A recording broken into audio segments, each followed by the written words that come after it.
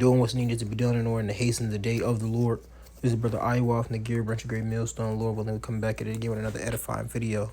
And today we're going to name this video, You Can't Run from Judgment. Alright?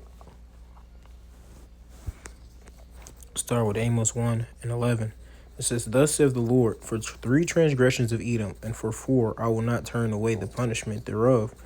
Right? He's no longer going to hold that punishment back. The punishment that he said that nobody should touch Canaan, right? He's letting that case build up. Nobody's going to have that vengeance but for the Lord, because it's the Lord's vengeance, right? So what the Lord is doing right now, he just hits that grace period for us, but he's also letting them rack up all of those sinful deeds for when it reaches the heavens. Then he's going to come down with full might, full power, right? Because he said, I'm not going to meet thee as a man, Isaiah 47. All right. So when he come down, he's going to be justified. Did he not say it's going to be blood up to the horse's bridle? Right? Who is this that comes from Edom? With dyed garments, roughly paraphrasing? All these different things are giving you a vivid imagery of how the Lord is going to feel the mountains of Edom, man. For what they've done. For hurting the apple of his eye. For furthering the affliction. Right? For spreading wickedness.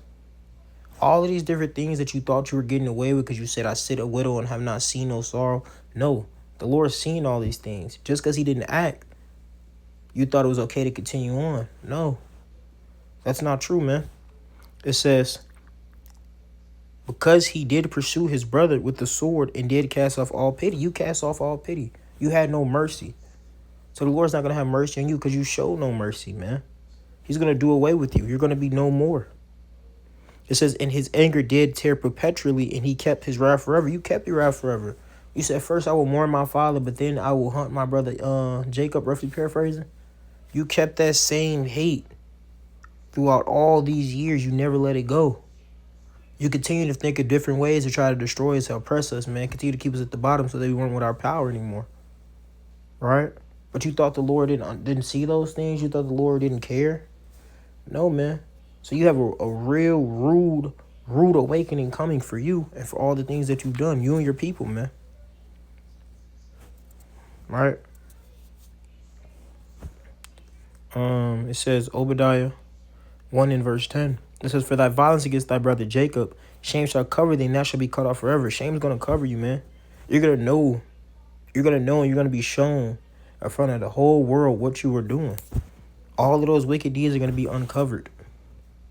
Right? You said who's gonna let's go back up. It says verse 3, the pride of thy heart have deceived thee, and thou dwellest in the clefts of the rock, whose habitation is high, because you think you're higher than everybody else. You build your nest amongst the stars, your satellites, these skyscrapers, these homes of yours.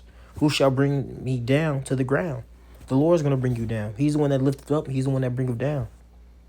So it's not gonna be some big mystery on how you feel from that exalted place. The Lord made you fall. It's all in the hands of the Lord, man.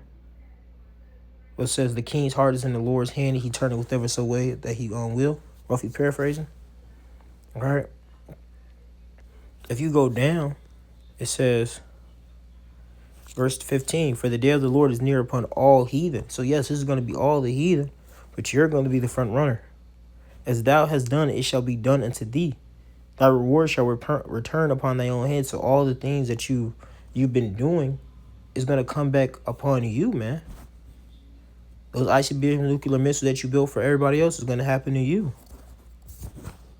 All of those different guillotines and all these different things, these evil things that you're finding upon thy bedside, it's going to happen to you. All right. It says, verse 16, for as ye have drunk upon my holy mountain, so shall all the heathen drink continually. Yea, they shall drink, and they shall swallow down. They shall be as though they have not been. Why? Because you've never been at the bottom, man. You haven't been with sorrow. You haven't went through anything, man. You've always been the bully. You never got bullied. Right? Since we got that, let's go get this Revelations 18 and 6. It says Revelations 18 and 6. And start at verse 5, actually. Matter of fact, we're going to start at verse 4. It says, "And I heard a voice from heaven saying, Come out of her, my people, that you be not partakers of her sins that you received out of her plagues." So this is the message to Israel to turn back to the Lord, man, because for what's been going on in this place, you think that it's not going to get repaid back. No, it's going to get repaid back. So before that payment comes back, get away. Stop doing those things so that you may have a chance to make it, man, to have mercy upon you. It says, "For her sins have reached into heaven, Yahweh have remembered her iniquities." He remembered all these things, man. He has an account for every last one of them. The angels take accounts, man. And then not only that, the same people you were doing it to, the witness you kept. This is why you hate us so much, because when we go in these highways and byways, we're being made witnesses to the things that you're doing, man. We call out your bullshit.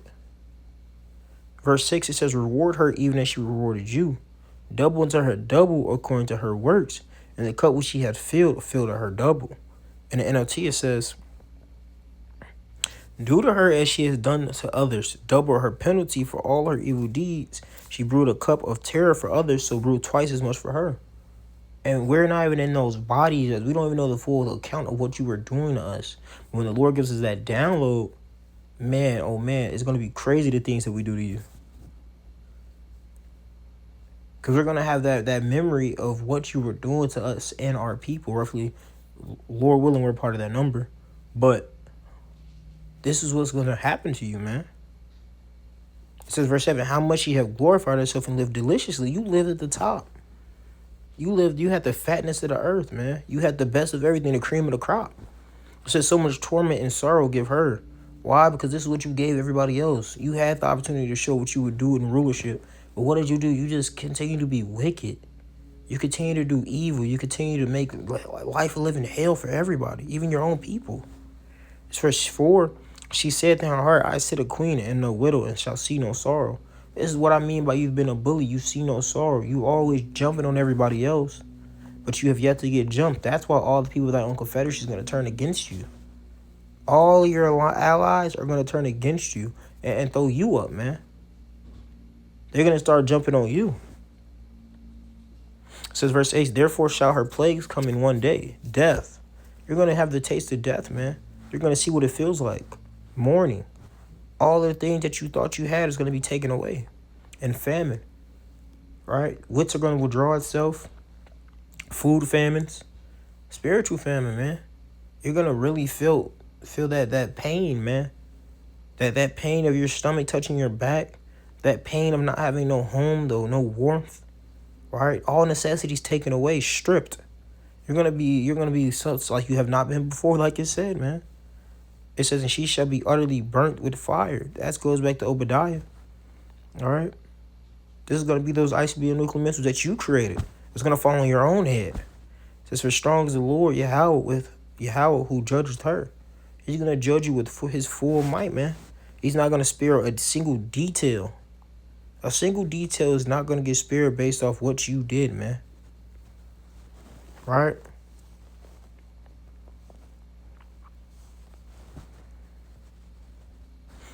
It says, verse Ezekiel 35:5, "Because thou hast had a perpetual hatred, and hast shed the blood of the children of Israel, by the force of the sword, in their time of calamity, in the time that their iniquity had an end. Therefore, as I live, saith the Lord, I will prepare thee into blood, and blood shall pursue thee." All right, because you had no problem spilling everybody else's blood. So let's see what happens when your blood is the one that's getting spilled. All right, that's the only way that we can get full vengeance. What's it called? That we can pay that back by spilling the blood of that has spilt it. Right? It says, "Thus will I make Mount Seir most desolate, and cut off from it that passeth out, and him that returneth," man. Because you're the beginning and ending of wickedness, man. You're the border. So they're gonna get done away with, man. It says, "And I will fill his mountain with the slain man, and the hills and the valleys and all thy rivers shall they fall that are slain with the sword." Why? Because you killed with the sword, man. Let's get that precept. I think that's Revelation 13, because it says going to captivity too. Revelation 13 and verse 10. It says, "He that leadeth in captivity shall go into captivity." You led us into captivity, Deuteronomy 28:68, on ships. So you're going to get led into captivity, man. You're going to be the first ones. Those same chains are waiting for you. They're throwing you, man. It says, he that killed with the sword must be killed with the sword. That was a fine print of your blessing that you didn't read. You shed so much blood, but don't realize that your blood is going to be shed in the end. Here is the patience and the faith of the saints, man. This is what we're waiting for, that glorious day that the Lord is going to come back and act vengeance for us, man. It says, Revelation 6:14, and the heavens departed as a scroll when it rolled together, and every mountain and every island were moved out of their place, right? Because it's going to rock. That's that mushroom cloud, man. Them ICBM nuclear missiles. Everything's going to get put out of place, man. It's just the king of the earth and the great man and the rich man and the chief captains and the mighty man and every bondman and every free man hid themselves in the dens of the rocks of the mountains, right? You're going to hide yourselves in these bunkers thinking everything's sweet, but all you're doing is hiding yourself. Really, I'm not going to say hiding, preserving yourself to be that first batch of slaves. It says, in the rocks and the mountains, and said to the mountains and the rocks, follow us and hide us from the face of him that sitteth on the throne and from the wrath of the Lamb, man. Right? You think that it's going to hide you from that payback that the Lord is bringing, man? You think that it's not going to touch you? No. You're still going to get touched. And how is this? Who's going to be the ones to find you, right?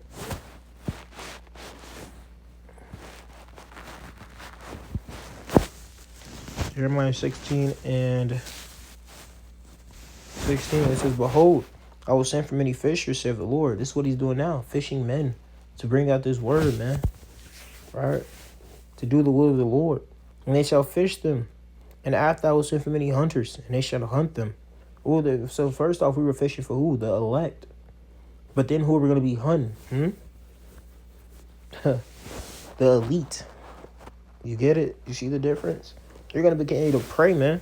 Like never before. You've never been made to pray. And they shall hunt them from every mountain, from every hill, and out of the holes of the rocks. Does this not line up with what just said that's going to have several rocks to fall on us? But now you're getting hunted from those same rocks. All right? So those things that you thought you got away with, no. Your pavement is coming back real soon. So enjoy it. Enjoy this kingdom while it lasts. Enjoy being at the top. Enjoy that throne. Because when you fall off that high horse, you will never get back on top. That's why it says, wild are the heathen rage and imagine a vain thing. You're imagining a thing of that you're going to come back like a phoenix out the ashes. No. You're going to come back in shackles. Right? So, Lord willing, this video was edifying, man. Just a booster. So you know that your oppressor doesn't have much longer, man. So continue to fight. That day is going to come. The Lord is going to come back and put everything in its rightful place, man. Continue to strive for the excellence. Continue to strive for the mastery. And you will be rewarded. The Lord is not one to forget the labor of love, that righteousness that you've done. And he's also not one to forget the evil that Esau, Edom, and the wicked have done. Everybody's going to get paid what they duly deserve. So with that, let's give all praise and glory and honor to Yahweh, Bahashem, Yahweh Shah, Bahashem Kakodash, Kwam Yasharala Akim, Kwam Yasharala, Kwam Yasharala, Abab, Chemotherapy 2025. Soon.